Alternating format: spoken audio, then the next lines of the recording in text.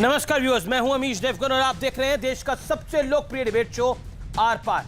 आज काशी में ब्रांड मोदी और ब्रांड योगी की साझा यानी डबल ताकत दिखी और एक संदेश दिया गया कि विपक्ष के लिए 2022 की चुनौती बहुत कठिन होगी। एक अंतराल के बाद प्रधानमंत्री मोदी अपने संसदीय क्षेत्र काशी पहुंचे तो कई तोहफों का ऐलान किया। काशी को पीएम ने 1500 करोड़ की सौगात दी और साथ ही योगी सरकार की तारीफ की झड़ी भी लगा दी। यूपी में विकास के काम गिनवाने में समय कम पड़ जाता है। प्रधानमंत्री मोदी ने कहा कि 2017 से पहले जब उत्तर प्रदेश के विकास के लिए केंद्र से पैसा आता था तब लखनऊ में रोड़ा अटका दिया जाता था, लेकिन अब सीएम योगी खुद कड़ी मेहनत कर रहे हैं। पीएम ने कहा कि यूपी में अब भाई भतीजावाद नहीं, विकासवाद की चर्चा होती है। संकेत साफ है, प्रधानमंत्री मोदी ने योगी सरकार के काम पर दिल खोलकर मोहर लगा दी। इसे 2022 के चुनाव का शंखनाद भी हम कह सकते हैं, जिसकी धुरी विकास और कानून व्यवस्था का मुद्दा है। सीएम योगी भी यह दावा कर चुके हैं कि अपने काम के दम पर बीजेपी सरकार 2022 में 2017 वाला इतिहास दोहराएगी। यानी एक तरफ डबल इंजन वाली सरकार का फायदा है, जिसकी चर्चा देश के प्रधानमंत्री मोदी कई बार कर चुके हैं, तो दूसरी तरफ प्रधानमंत्री मोदी और मुख्यमंत्री योगी का बड़ा चेहरा है। क्या विपक्ष इसका तोड़ ढूंढ पाएगा? आज इसी मुद्दे पर होगी देश की सबसे बड़ी बहस। क्या विपक्ष पर भारी है मोदी योगी का ब्रांड? आज का आर पार इसी पर।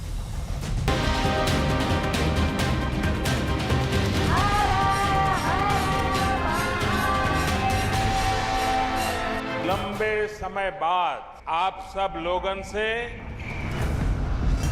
सीधा मुलाकात का अवसर मिलल हो।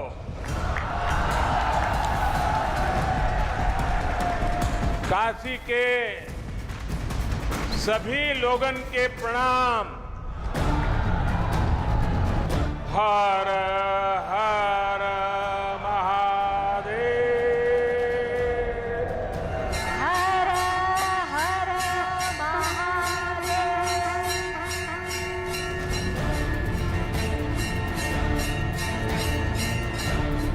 करीब 8 महीने के अंतराल के बाद प्रधानमंत्री मोदी अपने संसदीय क्षेत्र काशी पहुंचे तो योगी सरकार के काम पर दिल खोलकर मुहर लगाई। पीएम ने कहा कि यूपी में विकास के काम गिनवाने में समय कम पड़ जाता है। काशी और पूरे यूपी के विकास के इतने सारे कामों की चर्चा मैं इतनी देर से कर रहा हूं, लेकिन ये लिस्ट इतनी लंबी है कि इतनी जल्दी खत्म नहीं होगा। जब समय का अभाव होता है तो मुझे भी कई बार सोचना पड़ता है कि यूपी के कौन से विकास कार्यों की चर्चा करूं, कौन से कार्यों की चर्चा छोड़ दूं। ऐसा नहीं है कि 2017 से पहले यूपी के लिए योजनाएं नहीं आती थी, पैसा नहीं भेजा जाता था। तब भी 2014 में हमें सेवा करने का मौका मिला, तब भी दिल्ली से इतने ही तेज प्रयास होते थे, लेकिन तब लखनऊ में उनमें रोड़ा लग जाता था। आज योगी जी खुद कड़ी मेहनत कर रहे हैं। आज बहन बेटियों पर आंख उठाने वाले अपराधियों को पता है कि वो कानून से बच नहीं पाएंगे। यूपी में सरकार आज भ्रष्टाचार और भाई भतीजावाद से नहीं, विकासवाद से चल रही है। कोरोना से निपटने में उत्तर प्रदेश के प्रयास उल्लेखनीय है। आज यूपी पूरे देश में सबसे ज्यादा वैक्सीनेशन करने वाला राज्य है। आज यूपी में कानून का राज है, माफिया राज और आतंकवाद जो कभी बेकाबू हो रहे थे, उन पर अब कानून का शिकंजा है। न्यूज 18 को दिए एक्सक्लूसिव इंटरव्यू में योगी आदित्यनाथ दावा कर चुके हैं कि उत्तर प्रदेश में बीजेपी 2017 वाला इतिहास दोहराएगी। 2022 का चुनाव योगी आदित्यनाथ के लिए कितनी बड़ी, जिसे कहते हैं, परीक्षा होगी? देखिए, 2022 में भारतीय जनता पार्टी उत्तर प्रदेश के अंदर पूर्ण बहुमत की सरकार बनाएगी, 2017 के इतिहास को दोहराएगी। उधर विपक्ष ने पीएम मोदी के काशी दौरे पर निशाना साधा। बड़े ही दुख की और अफसोस की बात है, जिनकी लाशें आपने मीडिया ने दिखाई कि पानी के ऊपर तीर रही थी, मरने वालों की लाशें प्रधानमंत्री ये भूल चुके हैं। उस प्रदेश में आकर जहां से वो वहां के एमपी भी हैं, वो अपनी नाकामी को, अपने स्टेट के गवर्नमेंट की नाकामी को कबूल करते, उन्होंने लाखों मरने वालों के परिवार के ऊपर नमक उस पर फेंका है। प्रधानमंत्री की जो बनारस यात्राएं होती हैं, पर्यटन यात्रा होती है, आदमी कभी कभी पर्यटन करने जाता है। अच्छी बात है, प्रधानमंत्री जी का स्वागत है बनारस में। प्रधानमंत्री जी ने वादा किया था कि बनारस को क्योटो बना देंगे। एक तरफ योगी सरकार के काम पर पीएम मोदी की मुहर है, तो दूसरी तरफ 2022 के लिए पीएम मोदी और सीएम योगी की जोड़ी। तो क्या वाकई ये जोड़ी 2022 में विरोधी दलों पर भारी पड़ेगी, जैसा कि बीजेपी दावा कर रही है? आज इसी पर होगी देश की सबसे बड़ी बहस। और अब प्रधानमंत्री की काशी संवाद का विश्लेषण सुनिए। पॉइंट नंबर 1, जो कि बड़ा महत्वपूर्ण है, पीएम मोदी ने योगी सरकार के काम के तरीके पर और काम दोनों पर मोहर लगाई है।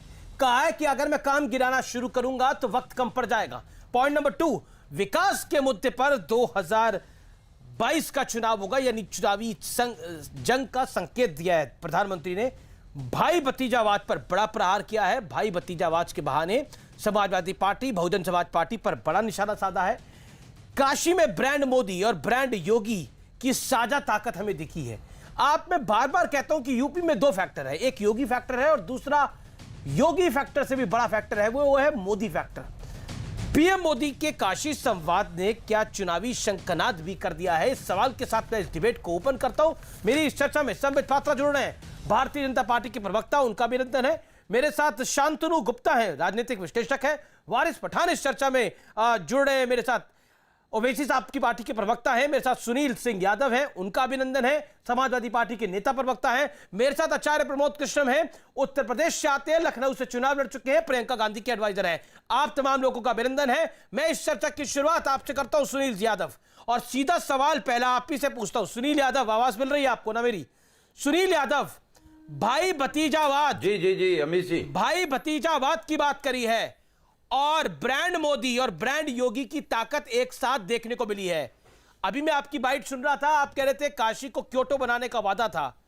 आज रुद्राक्ष सेंटर तो बन गया है, तो दौरा कब करने जा रहे हैं आप? देखिए अमित जी, आज माननीय प्रधानमंत्री जी काशी में थे। काशी भगवान शिव की नगरी है और मुझे लगता है जो दुनिया में कहीं झूठ बोलता हो, काशी पहुंचने के बाद सच बोलने लगता है।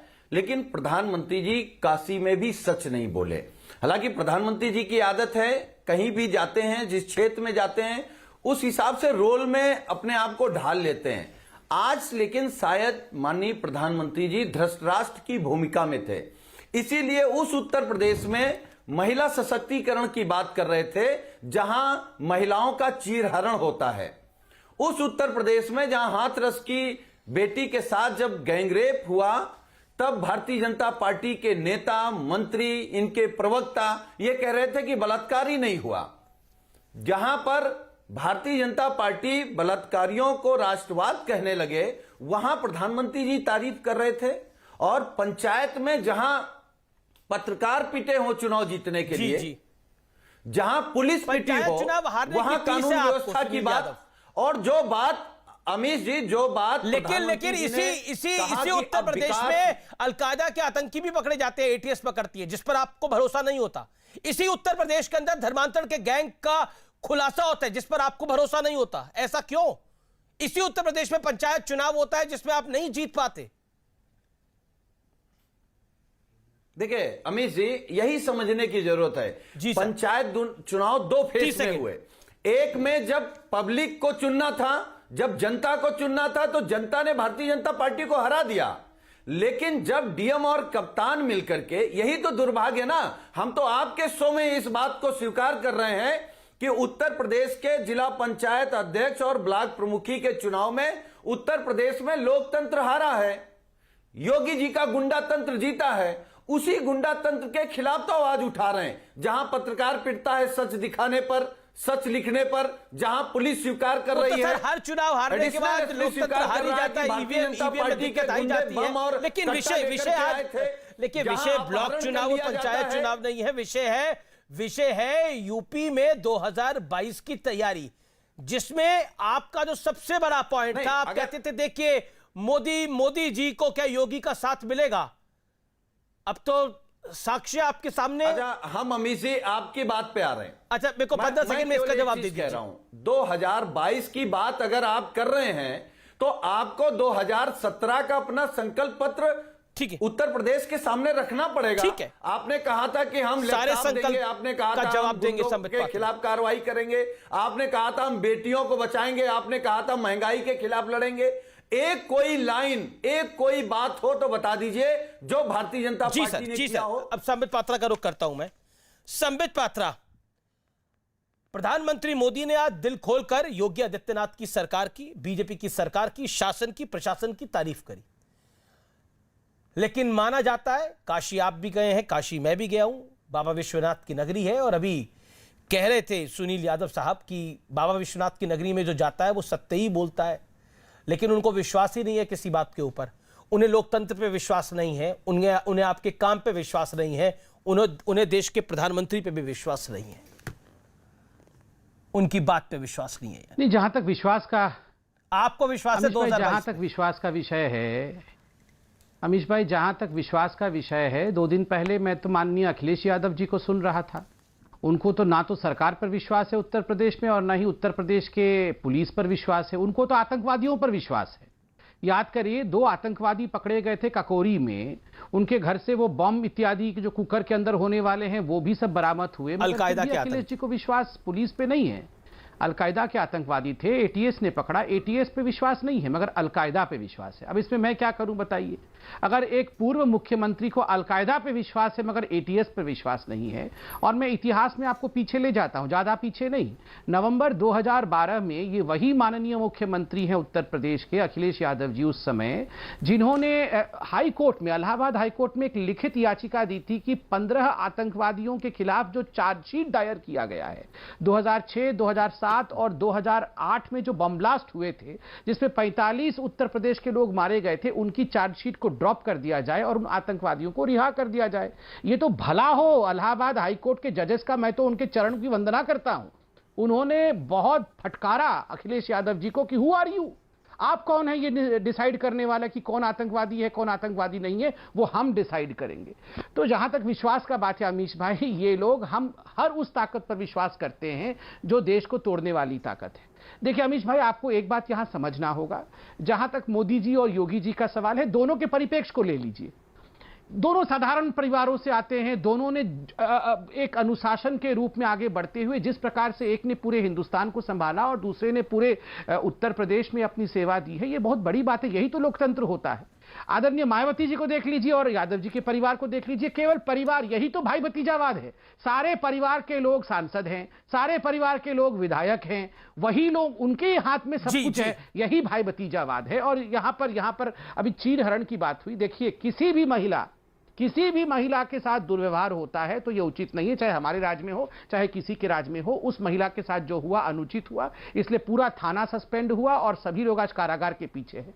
मगर मैं दुख के साथ कहता हूं अमीश भाई, बहन मायावती के साथ समाजवादी पार्टी ने जो किया था, मैं चीरहरण शब्द का इस्तेमाल नहीं करना चाहता हूं, मगर इतनी बड़ी नेत्री के साथ जिस प्रकार का दुर्व्यवहार गेस्ट हाउस में किया गया, गेस्ट और हाउस जिसके कांड नेता उत्तर ने प्रदेश बाद में में कोई कहा नहीं कि भूल लड़के तो जी बिल्कुल गेस्ट हाउस कांड और याद करिए बदायूं में 2 बहनों ने उनको रेप करके फांसी चढ़ा दी गई थी। एक बहुत बड़ी पत्रकार गई थी, महिला पत्रकार गई थी, तो आदरणीय अखिलेश यादव जी ने कहा था आपके साथ थोड़ी कुछ हुआ है जो आप आ गई हैं कवर करने के लिए। और तो और मुलायम सिंह यादव जी ने तो ये भी कह दिया था लड़के तो लड़के होते हैं, उनसे गलतियां हो जाती है, तो क्या रेप के लिए फांसी चढ़ा दोगे? अब मैं तो सुनील जी पढ़े लिखे और अच्छे प्रवक्ता हैं, इन सब विषयों की गंभीरता को वो समझते हैं। मैं उनसे रिक्वेस्ट करूंगा इन विषयों पर राजनीति ना करें। ठीक है सुनील यादव, देखिए कानून व्यवस्था के नजर में जो काम होता है उस पर आप और आपकी पार्टी भरोसा नहीं करती, बीजेपी इसको चुनावी ढाल भी बनाएगी। क्या आपको लगता है कि आतंकियों की पैरोकारी करना या फिर इनडायरेक्टली पुलिस पे सवाल खड़ा करना, आप सरकार पे सवाल खड़ा करिए, प्रशासन पे कुशासन पे जरूर आपका हक है, लेकिन आतंकियों पर अगर पुलिस कार्रवाई करे उस पर सवाल खड़ा करना किस हद तक लाजमी है? देखिए अमीश भाई, और बीजेपी के ये एडवांटेज है कि उनके पास नरेंद्र मोदी है। It is added advantage every election and you know. जी नहीं, हमारे पास भी उत्तर प्रदेश के चुनाव के लिए भारतीय जनता पार्टी से सबसे बड़ा चेहरा माननीय अखिलेश यादव जी हैं, उसकी हमें कोई चिंता नहीं है। इनसे बड़ा नाम, इनसे साफ सुथरी छवि, इनसे ज्यादा काम करने की और इनसे ज्यादा लोकप्रियता जो इनके नेता हमारे खिलाफ लड़ेंगे उत्तर प्रदेश में, उनकी तुलना कर रहा हूं। देखिए, समाजवादी पार्टी आतंकवादियों के पक्ष में कब आ गई? कब हमने कहा कि हम आतंकियों के पक्ष में? हम वो पार्टी नहीं है जो आतंकियों को जहाज में छोड़ करके आए थे, वो संबित पात्रा की पार्टी थी। कहिए तो उस समय के प्रधानमंत्री का नाम गिनाए, रक्षा मंत्री का नाम गिनाए, जो छोड़ने गए थे उनका नाम गिनाए। लेकिन अमीश जी, जो सवाल आपने कहा, हम उस पुलिस पर सवाल खड़ा करते हैं जब महिला का चीरहरण हो रहा हो, पुलिस जहां वो खड़ी थी, तो उस पर हम कैसे भरोसा करें? जहां हाथरस में बेटी के साथ बलात्कार हुआ, पुलिस का बड़ा अधिकारी यह कह दे कि बलात्कार ही नहीं हुआ, उस अधिकारी पर हम कैसे भरोसा करें? जब पत्रकार पिट रहा था, पुलिस देख रही थी, हम उस पुलिस पर कैसे भरोसा करें? हम पूरे सिस्टम पर सवाल नहीं खड़ा कर रहे। देखिए, हम जो पुलिस में भर्ती लोग, यहां मुकाबला किसके साथ है? अलकायदा के साथ। गुंडा तंत्र को कायम रखने के लिए आप अलकायदा पे तो भरोसा नहीं कर सकते। मैं आपको राष्ट्रवादी पार्टी मानता हूं, आप देश की पार्टी, आप अलकायदा पे भरोसा तो नहीं कर सकते ना सुनील भाई? नहीं, हम कहां भरोसा कर रहे हैं उन पर? तो फिर अरे कौन कह रहा है? ये तो झूठे लोग कह रहे हैं। हम आतंकवादियों को छोड़ने वाले लोग नहीं हैं। ठीक है, समय 30 सेकंड में जवाब, फिर मैं आचार्य जी और वारिस पठान का भी रुख करता हूं। ठीक है, सुनील यादव गए थे, you made your point Sunil Yadav, समय पात्र रिस्पॉन्ड। और अपना इतिहास साफ करने के लिए दूसरे पे आरोप लगा रहे हैं। आतंकियों को छोड़ने का इतिहास आपका है, अटल बिहारी वाजपेयी की सरकार की याद दिला रहे हैं। मैं 10-10 सेकंड लूंगा, 20 सेकंड लेके 2 विषय रखूंगा। पहली बात है, मुझे आज तकलीफ हुई। उत्तर प्रदेश और पूरे हिंदुस्तान के हृदय सम्राट थे अटल बिहारी वाजपेयी, आज हमारे बीच में नहीं है। इस प्रकार से आदरणीय अटल बिहारी वाजपेयी जी को, जिनको उत्तर प्रदेश का बच्चा बच्चा चाहता है, उनको आतंकवादियों का समर्थक बता करके समाजवादी पार्टी अपनी साख को नहीं बचा सकती। और मैं उत्तर प्रदेश की जनता से अपील करूंगा कि आज जो समाजवादी पार्टी ने अटल बिहारी वाजपेयी जी का अपमान किया है, वो हम सबके हृदय सम्राट हैं और उत्तर प्रदेश के वो शान हैं। उनको इस प्रकार से अपमानित करना ये उचित नहीं है। वो कभी भी आतंकियों के समर्थक नहीं थे। आप लोग आतंकियों के समर्थन में कह रहे हैं, नाम लेकर के उन्हें आप अपमानित कर रहे हैं। सर, मैंने उनके ना रहने पर उन पे राजनीति कर रहे हैं। आपके बीच में मैं आपके बीच में नहीं बोला सर। मैं अभी आपके बीच में अमीश भाई, मैं रिक्वेस्ट करूंगा ये पूरा बोल ले, उसके बाद मैं बोलूंगा। मैं बीच में नहीं बोला था, मैं बीच में नहीं बोला था। एक सेकंड, अब उन्हें छोड़ दीजिए। एक सेकंड मैं बोल लूं। ये पार्टी अटल जी वाली पार्टी नहीं है। ठीक है, ठीक है, ओके, ठीक है। पंडित अटल बिहारी वाजपेयी का नाम बीच में आया है। ओके, ठीक है, ठीक है अमीश भाई, ठीक है, ओके। सुनील यादव, आपने भी बात को रखा। अमीश भाई, मैं आप भी समित अपनी बात को रखिए। 30 सेकंड समित पाता, फिर मुझे वारिस पठान का रुख करना है। ठीक है अमीश भाई, आप वो वीडियो को आप रिवाइंड करिए। इन्होंने कहा मैं तो उस समय के प्रधानमंत्री का नाम अमीश भाई, मैं इंतजार करता हूं, ये उचित नहीं है। अमीश भाई, मैं इंतजार करूंगा, ये पूरा बोल ले, उसके बाद में बोलूंगा। पहले संबित आप बोलिए, फिर सुनील यादव, मैं आपको 30 सेकंड का मौका दे दूंगा अपनी बात को रखने के लिए। संबित, पहले आपके 30 सेकंड, पहले आप अपनी बात को कंप्लीट करिए। देखिए, इन्होंने अपने समय में कहा कि किन लोगों ने आतंकवादियों को छोड़ा। उस समय के प्रधानमंत्री का नाम मैं बता दूंगा। उस समय के प्रधानमंत्री तो रोनाल्ड रेगन नहीं थे इंडिया में, उस समय के प्रधानमंत्री डॉक्टर मनमोहन सिंह नहीं थे। ये तो पंडित अटल बिहारी वाजपेयी को उन्होंने बदनाम किया है। पंडित अटल बिहारी वाजपेयी को उन्होंने आतंकवादियों का समर्थन बताया है और ये उत्तर प्रदेश की जनता जवाब देगी। दूसरी बात, इन्होंने कानून व्यवस्था को लेकर हमें गुंडाराज बताया। अमीश भाई, आप उत्तर प्रदेश की राजनीति को और उत्तर प्रदेश के परिवेश को समझते हो, आप वहां रहते हो। अभी आप बताइए, एक जमाना था मुख्तार अंसारी इनका हीरो होया करता था, अतीक अहमद इनका हीरो होया करता था। इनके कहने पर समाजवादी पार्टी की सरकारें चलती थी, ट्रांसफर पोस्टिंग ये करते थे। आज मुख्तार अंसारी की हालत क्या है? आपको याद है अमीश भाई, कृष्णानंद राय एक एमएलए होया करते थे। 2005 में उनकी हत्या की गई, 400 राउंड फायरिंग हुई, 400 राउंड फायरिंग करके मारा गया और न्याय नहीं मिला। अंततोगत्वा पीड़ित के परिवार को सुप्रीम कोर्ट जाना पड़ा और सुप्रीम कोर्ट ने कहा कृष्णानंद राय को आप न्याय दीजिए। आज अगर इस प्रकार की कोई फायरिंग होती है तो जो गैंगस्टर होते हैं वो खुद ब खुद आ जाते हैं कि हमें हिरासत में ले लो, नहीं तो हमारा एनकाउंटर हो जाएगा और हमें समाज में रहने की इजाजत नहीं मिलेगी। यह फर्क है तब के उत्तर प्रदेश में और आज के उत्तर प्रदेश में। और अभी सुनील जी ने कहा कि बड़ा चेहरा मोदी और योगी से बड़ा चेहरा हमारा अखिलेश यादव जी है। हां, बिल्कुल आपके लिए बड़े चेहरे होंगे, मगर यही बड़ा चेहरा आज से कुछ वर्ष पहले राहुल गांधी जी का सहारा लिया था कि नहीं, बुआ का सहारा लिया था कि नहीं? मगर दोनों को, राहुल गांधी जी को साइकिल से उतारना पड़ा और बुआ ने कहा फायदा मुझे हुआ नहीं, मैं तुम्हारी बुआ नहीं, तुम अपने राह चलो, मैं अपने राह चलूंगी। अगर इतना बड़ा चेहरा था तो बाकी चेहरों के मुखौटों की आवश्यकता क्या थी, मैं ये पूछना चाहता हूं। ठीक है सुनील यादव, अब आपकी टर्न है, जवाब दीजिए, फिर वारिस पठान और शांतनु गुप्ता। देखिए, मैं कहूंगा कि ये समित जी बहुत समझदार हैं। आपके पास इतने बड़े चेहरे होने के बावजूद उत्तर प्रदेश और दूसरे राज्यों में छोटे छोटे दलों से गठबंधन कर रहे हैं। इसका मतलब यह नहीं कि आपका नेता छोटा है। एक, हम केवल यह चाहते हैं कि आज जो प्रधानमंत्री जी ने कहा है विकासवाद, उस पर बात कर लो। उन्होंने जो व्यापार कारोबार उत्तर प्रदेश में बढ़ गया है उस पर बात कर लो। इंफ्रास्ट्रक्चर की बात कही है उस पर बात कर लो। कोरोना काल में बहुत अच्छा योगी जी ने काम किया है उस पर बात कर लो। अरे रोजगार पे बात कर लो, अपने संकल्प प्रधानमंत्री पे ने बात कर लो, जिस पर जनता ने आपको भरोसा दिया था। इन मुद्दों से क्यों भाग रहे हैं आप? ठीक है, ओके, विकास की बात है, ओके, मैं रुक करता हूं वारिस पठान का। वारिस पठान, प्रधानमंत्री ने बोला मैं विकास की बात करूंगा तो समय कम पड़ जाएगा। विकासवाद की राजनीति की उन्होंने कहीं ना कहीं 2022 के चुनाव से पहले एक बार रणभेरी बजाई, लेकिन आपके नेता वहां जाते हैं, वो कहते हैं मैं किसी हाल में इंशाअल्लाह योगी को अगला मुख्यमंत्री, अगली सरकार भाजपा भारतीय जनता पार्टी की इंशाअल्लाह नहीं बनेगी। उन्हें कहना चाहिए इंशाअल्लाह मैं इतना विकास करने की बात करूंगा, लेकिन वो तो धार्मिक कार्ड खेलते हैं वहां पर जाकर, वो 19% का कार्ड खेलते हैं। तो योगी आदित्यनाथ ने भी मेरे साक्षात्कार में जवाब दिया कि अगर 19% की बात करेंगे तो 81% क्या एक तरफ नहीं हो जाएगा? बताइए, 1981 की राजनीति करना चाहते हैं? अमीश भाई, बड़ी हैरत मुझे आज हुई कि हमारे देश के प्रधानमंत्री है, वो देश के प्रधानमंत्री आज जाकर एक साथ एक सेंटेंस में उसने इतने सारे झूठ बोल दिए। पहला झूठ के उत्तर प्रदेश के अंदर कायदा कानून की व्यवस्था एकदम बराबर है। दूसरा झूठ के माफिया राज जो चल रहा है उत्तर प्रदेश में पूरा खत्म हो गया है। तीसरा झूठ के कोविड कंट्रोल के अंदर कितना उत्तर प्रदेश की सरकार ने काम कर दिया। तब के सारी चीजें उल्टी है। माफिया राज के नाम पे तो अभी भी देखिए, कुछ दिन पहले एक पत्रकार ही ने लिकर माफिया के खिलाफ लिखा था तो उसका मर्डर हो गया।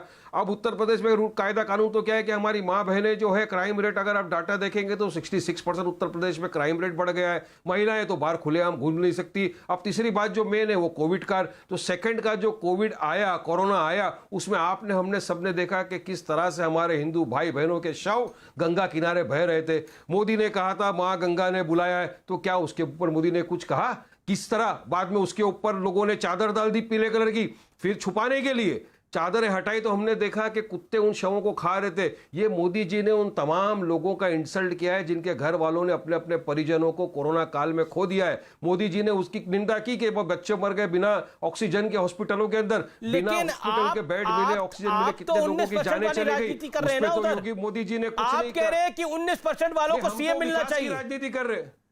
आप कह रहे हैं, आपके नेता कह रहे हैं उत्तर प्रदेश के अंदर पर सुनिए आपके नेता कह रहे हैं, मैं 3 दिन लखनऊ में था, आपके नेता कह रहे हैं जी अमीश भाई कि 19% वालों को सीएम कब मिलेगा? अमीश भाई डिप्टी सीएम कितनी देर के लिए देंगे? सुनिए, मैं आ रहा हूं, उसी पे आ रहा हूं। उत्तर प्रदेश में हमारी पार्टी ओपी राजभर साहब की जो पार्टी है भागीदारी समाज मोर्चा, उनके साथ चुनाव लड़ रही है। हम जितने ओबीसी बैकवर्ड सबके साथ में चुनाव मिलकर लड़ रहे हैं, तो क्यों हमको सिर्फ 18% वोट देगा? 18% तो देगा ही, क्योंकि हम एक विकल्प है। हम जो वैक्यूम है उसको फिल करना है। हम लोगों को पॉलिटिकल एम्पावरमेंट करने की बात करते हैं, विकास की बात करते हैं। क्यों हमको हमारा हिंदू ब्राह्मण भाई वोट नहीं देगा? क्यों दलित भाई वोट नहीं देगा? क्यों आप ऐसा कहते हो? नहीं, बिल्कुल बात सही है। क्या उसने ये कहा था, हमारे नेता ने, वकार साहब ने, कि आप उत्तर प्रदेश के अंदर अगर हर इंसान जो 60% वाला है, 9% वाला है, 10% वाला है, अगर वो chief minister, deputy chief minister बन सकता है, तो फिर जो 18% वाले लोग हैं मुसलमान, वो क्यों नहीं बन सकता उत्तर प्रदेश का डिप्टी चीफ मिनिस्टर या मिनिस्टर? या पूरे देश की उन्होंने बात की, वहां का क्यों नहीं बन सकता? तो यही डिमांड तो 1940 के अंदर इतिहास को खंगाल के देखेंगे। यही डिमांड तो मुसलमानों को भी, बाद अब आपको बोल रहा हूं मैं वारिस भाई कि यही डिमांड मुस्लिम लीग कर रही थी विभाजन से पहले। यही डिमांड मुस्लिम लीग कर रही थी विभाजन से पहले कि ऐसा है कि हमारे को हिस्सेदारी चाहिए सत्ता के अंदर। क्या सत्ता में हिस्सेदारी नहीं है? क्या इस देश के राष्ट्रपति नहीं हुए? देखिए, हम तो वो लोग हैं जिन्होंने जिन्ना की टू नेशन थ्योरी को ठुकरा दिया, अमीश भाई। तो फिर जिन्ना की टू नेशन थ्योरी को तो ठुकरा दिया, लेकिन जिन्ना जो काम कर रहा था, जिन्ना ने जो डिमांड करी, उसी तरह की मिलती जुलती डिमांड आपकी है। हम तो जिन्ना की कबर पे नहीं गए, हम तो जिन्ना की टू नेशन थ्योरी को ठुकरा दिए ना, जो चले गए जिसको जाना था।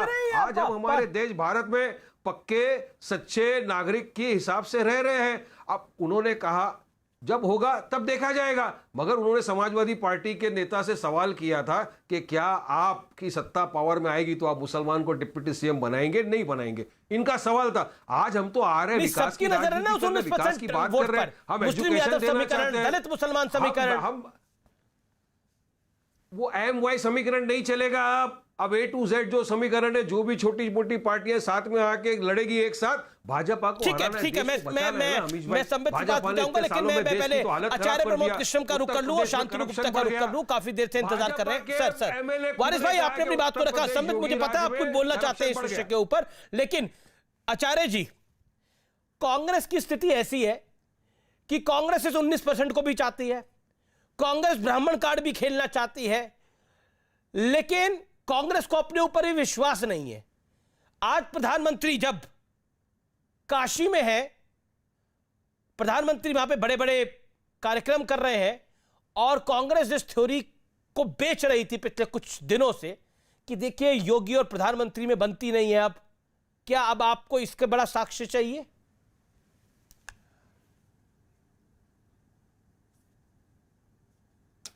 देखिए अमीश देवगन जी, प्रधानमंत्री जी काशी गए, काशी जाना उनका कर्तव्य बनता है, उनका दायित्व बनता है। काशी की बड़ी महत्व है, बड़ी महात्म है काशी का।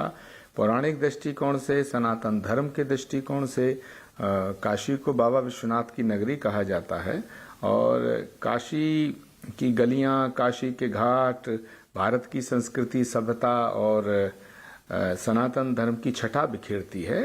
तो दूसरा, राजनीतिक दृष्टिकोण से काशी का बड़ा महत्व है। भारत के प्रधानमंत्री को मतलब कहना चाहूँगा, काशी ने 2 बार भारत का प्रधानमंत्री भारत को दिया है, 14 में और 19 में। तो काशी में जो आज घोषणाएं प्रधानमंत्री जी ने की हैं, ये उनका कर्तव्य बनता है, ये उनका फर्ज बनता है, ये उनका धर्म बनता है। लेकिन आज 2 बातें इस दौरे से झलकती हैं अमीश देवगन जी। ये तू मैं तो चलो होती रहेगी, ये तो रोज का काम है, लेकिन 2 बातें इंपॉर्टेंट हैं अमीश देवगन जी। वो ये है, एक तो ये है कि आज प्रधानमंत्री जी ने योगी जी की बड़ी तारीफ की, और इतनी तारीफ की है, कई बार उनका नाम ले लेके उनकी सराहना की है। अच्छी बात है, देश का प्रधानमंत्री हमारे राज्य के मुख्यमंत्री की तारीफ करता है। आप भी अपने प्रदेश अध्यक्ष की तारीफ कर दीजिए, लल्लू साहब के मुख्यमंत्री की तारीफ हो रही है। आप भी अपने वहां पे बड़े नेता नसीमुद्दीन सिद्दीकी, इमरान प्रतापगढ़ी की तारीफ कर दीजिए। नहीं, हमारे जो लोग हैं उनकी भी हम कब बुराई करते हैं? सुनील राय तो खुल के बुराई कर रहे हैं, हम तारीफ नहीं करते हैं। अगर हम तारीफ, तैयारी तो हर तरफ से चल रही है, कांग्रेस की भी तैयारी चल रही है आचार्य जी। सुनील राय ने FIR करा दी है लल्लू पे, तैयारी तो कांग्रेस की भी चल रही है। नहीं, अगर हम तारीफ नहीं करते तो उत्तर प्रदेश के कांग्रेस के सम्मानित अध्यक्ष के पद पे लल्लू जी विराजमान थोड़ी होते हैं। उनमें कुछ ना कुछ खूबियां हैं, जब भी तो उत्तर प्रदेश कांग्रेस के वो अध्यक्ष बने हैं, और वो मेहनत कर रहे हैं। जहां तक सवाल इस बात का है, तो एफआईआर क्यों कराई जा रही है उन पे? शो है उस पे आना अगर वो चाहता इतने हूं। मेहनती है तो आपके नेता एफआईआर उन्हीं पे क्यों करवा रहे हैं? हर एक पार्टी में बहुत से व्यक्तिगत मतभेद होते हैं। बीजेपी में भी है, समाजवादी में भी है, और दूसरी पार्टियों में भी है, कांग्रेस में भी है। उत्तर प्रदेश सर आचार्य जी, लोकतंत्र है ना, हमारी पार्टी में थोड़ा लोकतंत्र ज्यादा है।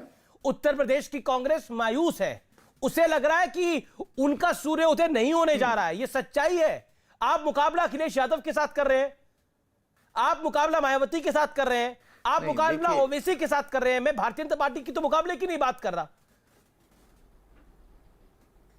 आप मुकाबला उनके साथ कर रहे हैं। लेकिन इन चारों की तैयारी देखिए, यानी अखिलेश यादव की और ओवैसी की आप तैयारी देखिए और अपनी तैयारी देख लीजिए। मैं कह रहा हूं तैयारी में भी आप जुट गए हैं।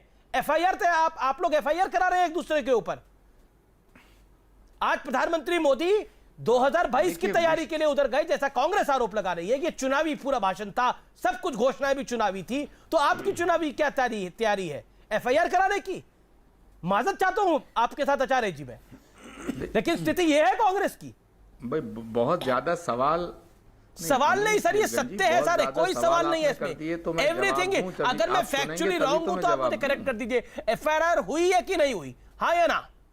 और किस पार्टी के प्रदेश अध्यक्ष पर उनका नेता सचिव एफआईआर करा देता है, ये भी मुझे बता दीजिए। एग्जाम्पल इस देश में कोई हो तो प्लीज बताइए। आप ये फैक्ट बता रहा हूं मैं आचार्य जी आपको। देखिएगा, आप प्रदेश कांग्रेस भाई आप मुझसे सवाल पूछ रहे हैं या मुझे धमकाना चाहते हैं? मैं सवाल तो पहले मैं तो तो आपने फैक्ट बता रहा हूं पूछा तो मैं जवाब दे रहा हूं, आप जवाब तो सुनिए। धमका तो सुनील ला रहे हैं लल्लू को, लल्लू धमका रहे हैं सुनील राय को। नसीबुद्दीन सिद्दीकी कह रहे हैं कि मुसलमान का एक मुश्त अगर वोट पड़ जाएगा तो बीजेपी 2 पे खिसक जाएगी। अब कौन किसको धमका रहा है, आप मुझे बताइए। देखिए, नसीमुद्दीन सिद्दीकी साहब भी बड़े नेता हैं कांग्रेस के, और सुनील राय जी भी, उनके खिलाफ जो कार्रवाई हुई है, उस पर जो भी प्रकरण आप बता रहे हैं, एफआईआर हुई है, ये बिल्कुल ठीक है। लेकिन हम लोग इसको बैठ के बात करेंगे, निपटाएंगे। कांग्रेस पार्टी एक बहुत बड़ी पार्टी है, हमारा कुनबे का मामला है, हम निपटा लेंगे। मैं जो बात कहना चाहता हूँ अमित जी, उसे पूरा होने दीजिए। जी ठीक, एक सेकंड, मैं शांतनु गुप्ता को ले लूं और फिर मैं आपके पास आ रहा हूं। आचार्य मुझे 30 सेकंड दे दीजिए, 30 सेकंड दे दीजिए। शांतनु गुप्ता जी, यूपी में कितनी बड़ी पार्टी कांग्रेस है, और ये जो पूरा आडंबर था लुटियंस दिल्ली का, मोदी और योगी में बन नहीं रही है, कहानी बड़ी खराब हो चुकी है। आज क्या जवाब मिला है आपका? आकलन क्या है? क्विकली शांतनु जी। अमीश भाई, पिछले 2 दशकों में पिछले 2 दशकों में कांग्रेस को 5 से 6% से ज़्यादा वोट नहीं मिला है। 1 लोकसभा की सीट बची है उनके पास, और पंचायत चुनाव में वो भी हार गए। आचार्य जी ने कहा कि नरेंद्र मोदी का दायित्व है कि वो बनारस जाए। नरेंद्र मोदी तो अपना दायित्व पूरा कर रहे हैं, वो 24 बार जा चुके हैं। आप लोग उसे चुनाव से जोड़ के देख रहे हैं, फिर भी 24 बार चुनाव नहीं हुए हैं उत्तर प्रदेश में। लेकिन क्या अखिलेश यादव का दायित्व नहीं है आजमगढ़ जाना अपनी कॉन्स्टिट्यूंसी? क्या सोनिया गांधी का दायित्व नहीं है रायबरेली जाना? क्या राहुल गांधी का दायित्व नहीं था कि वो अमेठी जाए, बल्कि अमेठी की जनता ने हटा दिया? देखिए, अगर आप चुनावी बात करते भी हैं तो एक आदमी कह रहा है मैं यादव हूं इसलिए मुझे वोट दो, ओवैसी जी कह रहे हैं मैं मुसलमान हूं इसलिए वोट दो, कोई कह रहा है मैं राजभर हूं इसलिए वोट दो। नरेंद्र मोदी और योगी क्या कर रहे हैं, भाई मैंने काम करा इसलिए मुझे वोट दो। तो अच्छी बात है, अगर आप चुनाव से जोड़ के भी दे रहे हैं तो एक पॉजिटिव राजनीति। मैंने एक्सप्रेस वे बनाए हैं, मैंने घाटों को साफ किया है, मैंने तारों को अंडरग्राउंड कराया है, मैंने काम करा इसलिए मुझे वोट दो। अच्छी बात है अगर आप चुनाव से। और मैं कह रहा हूं ये परेशानी इनको रोज होगी। अभी पूर्वांचल एक्सप्रेस लॉन्च शांतनु पर यहाँ पे तो धर्मांतरण भी मुद्दा है, यहाँ पर तो अलकायदा भी मुद्दा है। नरेंद्र मोदी, यहाँ तो धर्मांतरण भी मुद्दा है, यहाँ पे तो अलकायदा भी मुद्दा है, यहाँ पे तो माफिया भी मुद्दा है। बड़ा राज्य है उत्तर प्रदेश, बड़ा राज्य है, मुद्दे उत्तर प्रदेश बड़ा राज्य है और बहुत लचर तरह से गवर्न हुआ है पिछले 2 दशकों से। मैं उत्तर प्रदेश में रहता हूं, मैंने बहुत सारी पुस्तकें लिखी हैं उत्तर प्रदेश पे। अब पहली बार एक ऐसी सरकार आई है जिसको प्रोसेसेस सेट करने हैं, मतलब इस बात पे प्रोसेस सेट करना पड़ेगा। 9 बजे ऑफिस आओ। अखिलेश यादव ऑफिस तक नहीं आते थे, और सुनील यादव जी जो आपके चैनल पे बैठे हैं, अभी उनकी बाइट वायरल हुई थी मेरे ख्याल से। उन्होंने कहा था अरे ये कहाँ के गुंडे आ गए, मतलब गुंडागर्दी में भी कॉपीराइट ले रखा है सुनील यादव जी ने, और ये चैनल पे आके कह रहे हैं गुंडागर्दी करते हैं। देखिए, जब से अखिलेश यादव ने सरकार कमान संभाली है, पार्टी छीनी है एक तरह से। 2014 का इलेक्शन बुरी तरह हारे, 2017 का इलेक्शन बुरी तरह हारे, अर्बन बॉडी का इलेक्शन 2017 का फिर बुरी तरह हारे, 2019 में बुरी तरह लुढ़क गए, 21 में भी लुढ़क गए। तो अब जब से अखिलेश यादव ने पार्टी छीनी है अपने पिताजी चाचा जी के हाथ से, तब से केवल डाउनवर्ड फॉल है, केवल एक यादव पार्टी बनकर रह गई है और परिवार की पार्टी बनकर रह गई है। ठीक है, मैं सुनील यादव भी जवाब देंगे, पहले आचार्य जी आप बोल लीजिए। आचार्य जी। देखिए अमीश देवगन जी, कानून व्यवस्था के मुद्दे पर, मोर्चे पर, कोविड के मोर्चे पर, डेवलपमेंट के मोर्चे पर, रोजगार के मोर्चे पर और महंगाई के मोर्चे पर ये सरकारें फेल हो चुकी हैं। ये प्रधानमंत्री जी जानते हैं, क्योंकि अब ये तो कहेंगे नहीं कि साहब हम आपको दवाइयाँ नहीं दे पाए इसलिए हमें वोट दे दो, हम आपको बेड नहीं दे पाए इसलिए वोट दे दो, ऑक्सीजन नहीं दे पाए इसलिए वोट दे दो, लोगों की जानें नहीं बचा पाए इसलिए वोट दे दो, अंतिम संस्कार में सम्मान नहीं दे पाए इसलिए वोट दे दो। तो ये तो नहीं कहेंगे, आप यही कहेंगे ना कि विकास के नाम पे वोट दे दो। मगर मैं ये कहना चाहता हूं, दो इंपॉर्टेंट पॉइंट हैं। पहला कि आज ऐसा लगा है कि मोदी जी योगी जी की तारीफ करते नजर आए, तो मुझे योगी जी ज्यादा ताकतवर आज मोदी जी से नजर आ रहे हैं, पहली बात।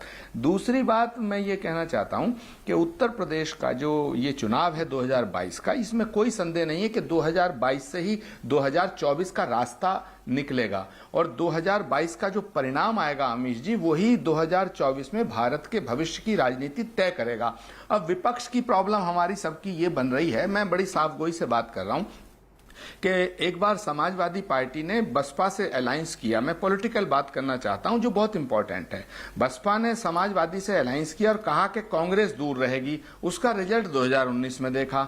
एक बार कांग्रेस पार्टी ने समाजवादी पार्टी के साथ 2017 में अलायंस किया तो बसपा दूर रही, तो उसका परिणाम देखा। अगर ये अब ओवैसी साहब भी आ गए मैदान में, बिल्कुल आना चाहिए, डेमोक्रेटिक सिस्टम है, लंगोटा को बांध के ये भी मैदान में आ गए। वारिस पठान साहब चिल्लाएंगे, वारिस पठान साहब कह रहे हैं इंशाअल्लाह हम योगी जी को मुख्यमंत्री होने से रोक देंगे। तो ये जो बीजेपी जो चाह रही है वही सब होता जा रहा है। मुझे उत्तर प्रदेश का जो भविष्य का चुनाव है वो मुद्दों के आधार पे ना होकर के धर्म के आधार पे होता हुआ नजर आ रहा है। धर्म के आधार पे होता हुआ किसी भी प्रदेश के लिए शुभ संकेत नहीं है। हाथ खड़ा करें, मैं दुविधा में हूं किसको मौका दूं। शांतनु गुप्ता भी हाथ खड़ा करें, मैं 40 सेकंड सबको देता हूं। संबित पात्रा काफी देर से नहीं आए। वारिस भाई मैं आपको मौका दे रहा हूं। संबित पात्रा आप जवाब दे दीजिए। ये सब कुछ आप करा रहे हैं, बड़ा आरोप तो आप पे है। एफआईआर भी आप ही ने करवा दी है। देखिए ना तो हमने ओवैसी जी को कहा कि आप आके चुनाव लड़िए, ना ही हमने ओवैसी जी को कहा कि आप ट्वीट करिए कि हम 19% के नेता हैं और हमारे मसाइल अर्थात मुसलमानों के मसाइल अलग होंगे, हमने ये नहीं कहा।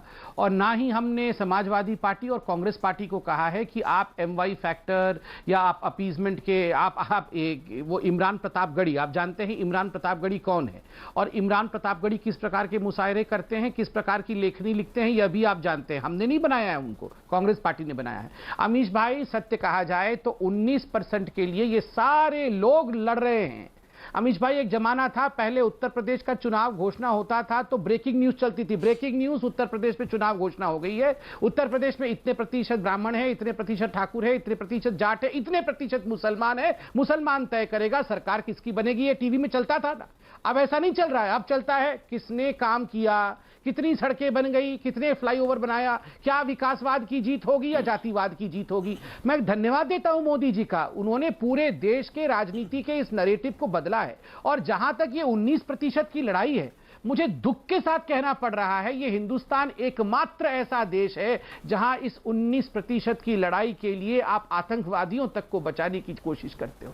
अमीश भाई आप सोच के देखो, हम ऐसे लाखों डिबेट कर लेंगे। सब आपका टाइम हुआ, अब वारिस कुछ कहना चाहते हैं, फिर शांतनु भी कुछ कहना चाहते हैं। आचार्य जी मैं आपको मौका दूंगा तो बंद करें। ओके देखिए अमीश भाई, जिस तरह से संविधान ने तमाम पार्टियों को लड़ने की इजाजत दी है, उसी तरह मजलिस इत्तेहादुल मुस्लिमीन हमारी पार्टी भी लड़ रही है और आज ही के दिन हमारे पार्टी के प्रेसिडेंट ओवैसी साहब भी उत्तर प्रदेश में है। आप देखिए कितने सारे लोग उनको मोहब्बत से नवाज रहे हैं। समाजवादी पार्टी कह रही है आपकी हैसियत नहीं है यूपी में, कांग्रेस भी कह रही है कि आपकी हैसियत नहीं है यूपी में। देखिए सब अब ये समाजवादी पार्टी और कांग्रेस जो पार्टी है तो टोटल फेल हो चुकी है। इनमें बीजेपी को हराने की ताकत नहीं है अमीश जी, हम में बीजेपी को हराने की ताकत है। ये हमेशा से इस तरह के बयानात हमारे खिलाफ देते आए। हमने महाराष्ट्र के अंदर आप देखिए अमीश भाई, हम MP का जब चुनाव आया 2019 में, हंसिए, आपको हंसने का अधिकार है, आप हंसिए भी।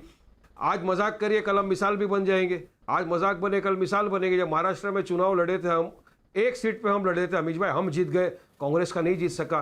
क्यों? क्योंकि इनमें ताकत नहीं है हराने की। अब हम लोग जब सब एक समीकरण बन के मिले लड़ रहे हैं तो समाजवादी कांग्रेस के पेट में दर्द है। ये जो कांग्रेस की वजह से वैक्यूम क्रिएट हुआ है उत्तर प्रदेश में, हमारी पार्टी को लोग चाहते हैं कि उस वैक्यूम को हम भरे, हम लोगों का एम्पावरमेंट करें, लोगों को अच्छे एजुकेशन दे और लोगों को पॉलिटिकल एम्पावरमेंट होना जरूरी। आप देखिए इतने वर्षों से वहां पर क्या हो रहा है। आज कांग्रेस का एक एमपी रह गए वहां पे, वो भी किस तरह से आ गए आपको पता नहीं। आज कांग्रेस का क्या है, समाजवादी का क्या है, चलिए मुझे बताइए। एक दूसरे को कभी समाजवादी पार्टी बोलती कांग्रेस के साथ नहीं जाएंगे, कांग्रेस लटक गई है, कभी प्रशांत किशोर साहब उनको ज्वाइन कर रहे हैं। और आज पूरा उत्तर प्रदेश का जो जनता है उसका ध्यान असद ओवैसी की तरफ है। एक संविधान के दायरे में रहकर बात करना, संविधान को ओके, आचार्य जी कुछ कहना चाहते हैं? आचार्य प्रमोद कृष्णम आगे बढ़, और हमारे पास एक विजन है आचार्य प्रमोद कृष्णम जो अखबारों में बयान छपा था नसीमुद्दीन सिद्दीकी का कि अगर मुसलमान हमें दोबारा वोट करना शुरू कर दे तो बीजेपी को हम 2 सीटों पर उतार लाएंगे, ये कहा था कि नहीं कहा था? अखबार तो आपने भी पढ़ी होगी।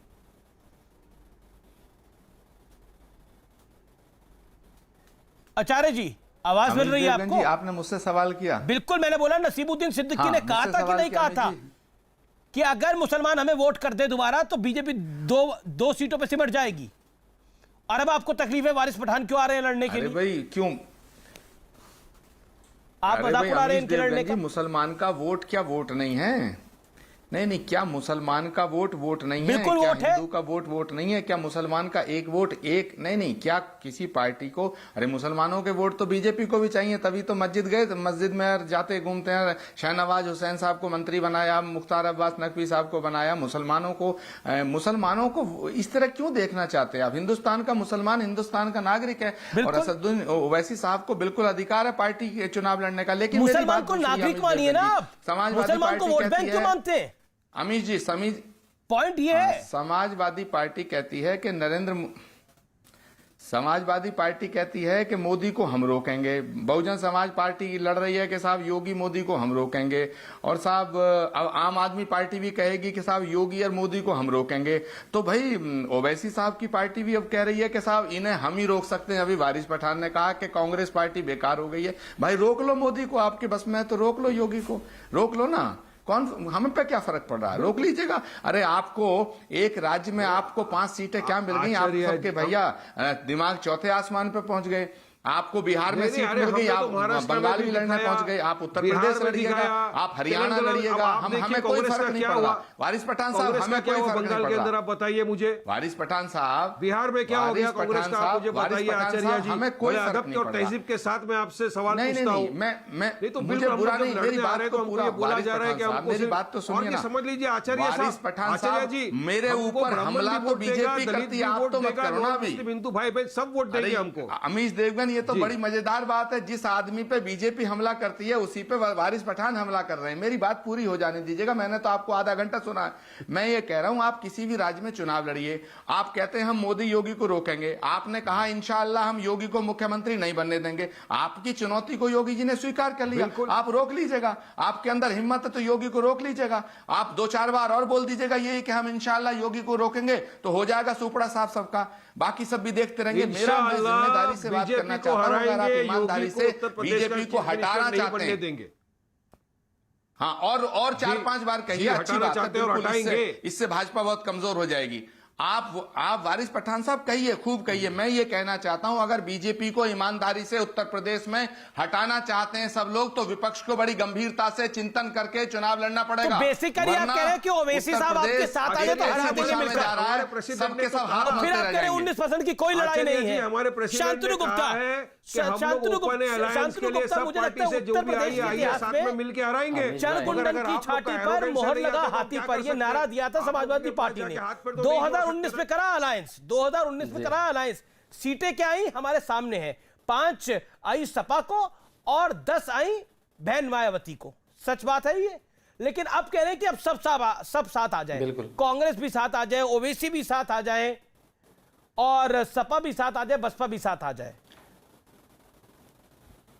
अमीश भाई आपने बिल्कुल ठीक कहा, आपके चैनल पे पहली बार आई थिंक कांग्रेस की नई स्ट्रैटेजी महाराष्ट्र से शिवसेना को भी बुला लेना चाहिए, पंजाब से शिरोमणि अकाली दल को भी बुला लेना चाहिए, बिल्कुल, कश्मीर से पीडीपी को भी बुला लेना चाहिए। ये पहली बार यूपी का चुनाव लड़ने के लिए आपके चैनल पे अमीश भाई, आपके चैनल पे शायद ये पहली बार खुलासा हुआ है कि कांग्रेस एक इंटरनल स्ट्रैटेजी पे काम कर रही है, जो सारी पार्टियों को मिला के उत्तर प्रदेश में चुनाव लड़ेगी, और आचार्य प्रमोद कृष्णन ने इसका खुलासा किया। मजा तो तब आया जब उन्होंने वारिस पठान जी को चिढ़ाना चाहा कि तुम 5 सीट आ गई तो तुम उछलने लगे। देखिए, आपके उत्तर प्रदेश में 7 सीट है आचार्य जी, आपके पास 1 लोकसभा सीट है, आपके पास आपने वारिस पठान जी को चिढ़ाया कि आपकी 5 सीट क्या आ गई।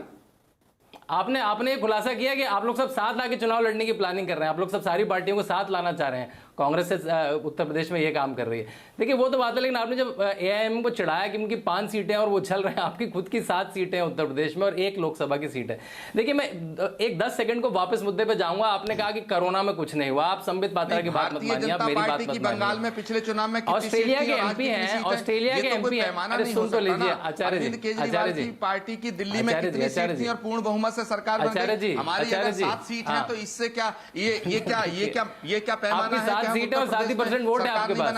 आपके पास लोकसभा की 1 सीट है, आपके पास लोकसभा की 1 सीट है। सीटों पे चुनाव लड़ेंगे, प्रियंका गांधी जी के नेतृत्व में चुनाव लड़ेंगे, और हम समाजवादी पार्टी को भी कहना चाहते हैं। प्रियंका गांधी सीएम कैंडिडेट होगी। आचार्य जी अब घोषणा कर रहे हैं कि प्रियंका गांधी के नेतृत्व में चुनाव लड़ेंगे, क्योंकि इंदिरा गांधी चेहरा होंगी उत्तर प्रदेश का। आपके पास और कोई कार्ड नहीं है। अखिलेश बनाम प्रियंका बनाम योगी, इंदिरा गांधी जैसी दिखती हैं, बस ये आपके पास एक कार्ड है, बाकी कोई कार्ड नहीं उत्तर प्रदेश में। ये बड़ी खबर आ गई है, इंदिरा गांधी जैसी दिखती हैं। ये आचार्य जी प्रियंका जी चेहरा होंगी ना सीएम का, फिर ये मान ले हम। एक सेकंड, मुझे भी समाजवादी पार्टी का रिएक्शन चाहिए। 2 बड़े खुलासे हुए। एक सेकंड, सुनील यादव, अब ये तो है कि प्रियंका गांधी के नेतृत्व में चुनाव लड़ा जाएगा, प्रियंका गांधी सीएम होंगी, क्या करेंगे आप? प्रियंका गांधी के साथ होंगे आप लोग? क्योंकि आचार्य जी ने तो बोला कि सब साथ नहीं आएंगे तो नहीं निपट पाएंगे ये लोग, यानी इसमें ओवैसी का भी साथ आपको लेना पड़ेगा। नहीं, हम कांग्रेस के साथ नहीं आ रहे। देखिए अमीश जी, एक बात हम स्पष्ट कर दें आपके कार्यक्रम में, हम किसी बड़े दल के साथ 2022 का चुनाव नहीं लड़ने जा रहे हैं। हम किसी भी बड़े दल के साथ गठबंधन नहीं करने जा रहे हैं, हमारे नेता ने बिल्कुल स्पष्ट कर दिया है। अब जहां तक सवाल है, हर दल अपना एक मुख्यमंत्री का चेहरा बताएगा, जनता के बीच जाएगा। ना हमारे कहने से कोई मुख्यमंत्री होने जा रहा है, ना आपके, ना आचार्य जी के, ना शांतनु जी के, ना संबित पात्रा जी के। देखिए, मुख्यमंत्री कौन होगा? उत्तर प्रदेश का किसान, पिछड़ा, दलित, मुसलमान, अगड़ा, बेरोजगार, नौजवान, ये सब तय करेंगे। जो आज परेशान हैं, आज किसान भी परेशान है। ठीक है, संबित रिएक्ट करना चाह रहे हैं काफी देर से। संबित नौकरी में react to it. Sambit Patra, आप तो मुस्कुरा भी रहे थे थोड़ा। संबित, मैं एक सवाल जो संबित जी ने किया था, उसको मैं संबित जी को बधाई दे रहा हूं कि आप कम से कम विकासवाद पे बात करना चाहते हैं। ठीक है। उत्तर प्रदेश में जवाब सुन लेते हैं। जवाब समय की सीमा है, कोई बड़े सारे लोगों ने संबित पर सवाल खड़ा करा है, उनको मौका देना चाहिए जवाब देने का। चलिए, ओके संबित, 3 वर्सेस 1। अमीश भाई, मैं एक आंकड़ा जो इस डिबेट में ये आंकड़ा नहीं आया, मैं वो आंकड़ा बता दूं। 2017 का जो विधानसभा का चुनाव था, उसमें वोट परसेंटेज भिन्न भिन्न पार्टियों का देख लीजिए। बीजेपी को 40%, 39.67%, ऑलमोस्ट 40% वोट मिला था।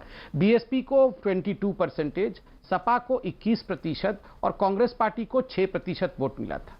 चलिए, अगर ये लोग बहुत ज्यादा पॉजिटिव भी है तो क्या लगता है आपको 6% वाले 40% तक आ जाएंगे, या 21% वाले 40% तक आ जाएंगे? ये अरिथमेटिक कैलकुलेशन भी इलेक्शन में करना बहुत आवश्यक है। क्यों? दूसरी बात है, ये जो अभी 2017 में मैं 5 सेकंड बता दूं, चले गए 5 ये कौन सा गणित लेकर के आए हैं? बता दूं जरा। अरे संबित जी, है भैया, 2017 यहाँ पर ना आपके पास लीडरशिप है, मैं कंप्लीट कर लूं।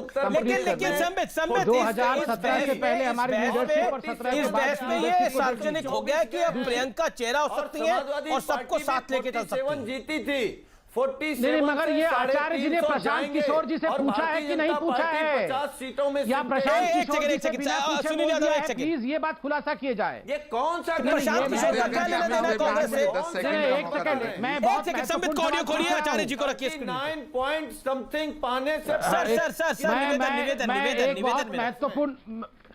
मैं एक बहुत महत्वपूर्ण सवाल पूछ रहा हूं कि आचार्य प्रमोद कृष्णम जी ने जो कहा है, क्या उन्होंने प्रमोद किशोर जी से पूछ के कहा है या नहीं? प्रशांत किशोर पूछ के कहा है, क्योंकि आप तो प्रशांत किशोर जी से पूछ के कहा है, या प्रशांत किशोर जी की इस पे ठप्पा लगी है या नहीं लगी है? ये तो बता दीजिए कि सीएम का फेस प्रियंका जी होंगी। देखिए संबित पात्रा, हेलो, हाँ संबित पात्रा जी, सवाल ये नहीं है कि मैंने किससे पूछ के कहा है, किससे पूछ के मुझे कहना है। सवाल ये है, कांग्रेस पार्टी देश के राष्ट्रीय स्तर पर भाजपा का एकमात्र विकल्प है, नंबर 1। अब सुनील साजन जी ने जो बात कही कि समाजवादी पार्टी अकेले चुनाव लड़ेगी, कांग्रेस से समझौता नहीं करेगी, तो सुनील साजन जी को मैं ये कहना चाहता हूं, पहली बात, कांग्रेस पार्टी ने कभी आपको इस बार समझौता करने के लिए कोई एप्लीकेशन दी? नहीं दी। अरे भाई आप अपना चुनाव लड़िएगा, कांग्रेस पार्टी उत्तर प्रदेश का मुख्यमंत्री ना हमारे कहने से बनेगा ना आपके कहने से बनेगा, लेकिन मैं ये जान रहा हूं ओवैसी साहब के कहने से बनेगा। अमीश जी, ऐसा लग रहा है कि इस बार जो मुख्यमंत्री ये बनेगा, आचार्य जी ने ही एक रास्ता दिखाया कि इतने लोग गठबंधन में आ जाएं, तो हमने स्पष्ट कर दिया कि ठीक है, मैं ब्रेक के लिए रुक रहा हूं, मुझे ब्रेक के लिए रुकना पड़ेगा, ब्रेक के बाद भी आर पार जा रही है।